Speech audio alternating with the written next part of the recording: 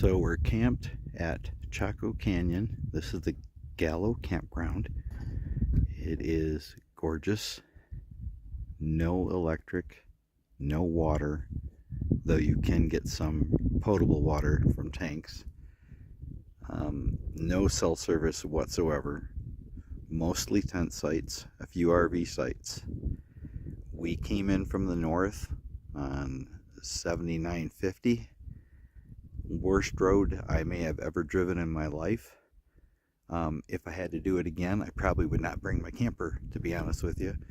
It shook a whole bunch of stuff off the walls inside, and we got lucky we didn't do permanent damage to it, but there was a lot of stuff I had to repair.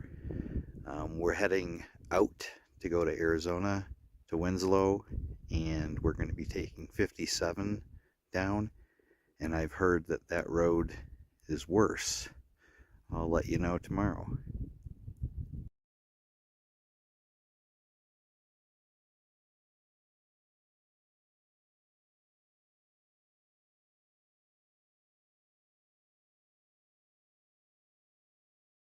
This is Pueblo Bonito. It is the largest structure at the Chaco Culture Site.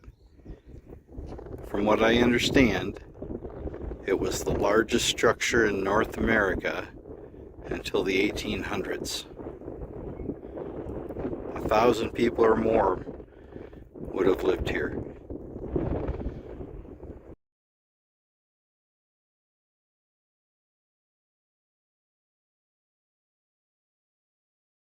There's a whole group of smaller kivas here as we make our way towards, I would think, the main kiva.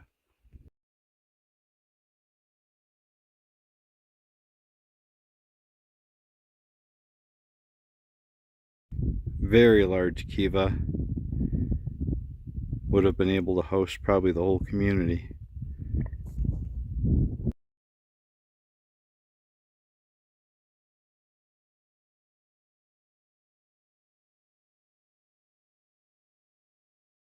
This place is enormous. We're just on the outside of it, and it's easily capable of holding hundreds, if not 1,000 people.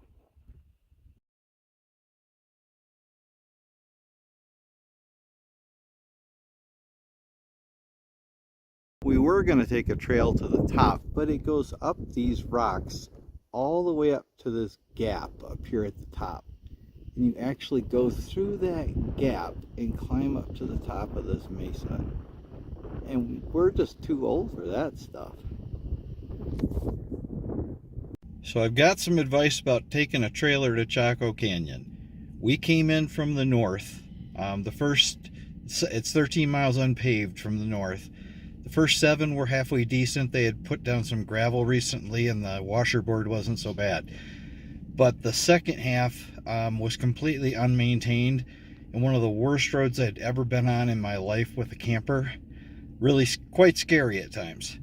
And it was dry. We've had really dry weather for the last few weeks, so it's not been bad. If it was a wet road, it would have been way worse. Coming then to our next location, we came south out of Chaco Canyon to go down in towards Arizona. And the road was 16 miles. It took us about an hour and a half to drive, completely unpaved. It is the road from hell. Most of the time we were going 10 miles or less. Really unbelievable condition of road.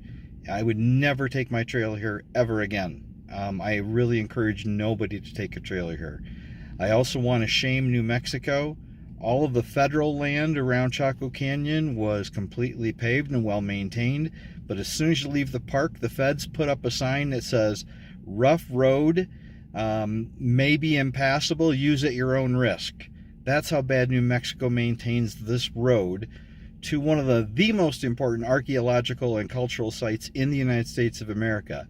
But I think because it's for Native Americans instead of George Washington or the Pilgrims, it is completely unmaintained and they could care less about it. If it was Washington's home place, I guarantee the road would be paved. Very disappointing. But Chaco Canyon itself was magnificent. I would park outside, well outside the park area where there's paved roads, and then drive in to see it.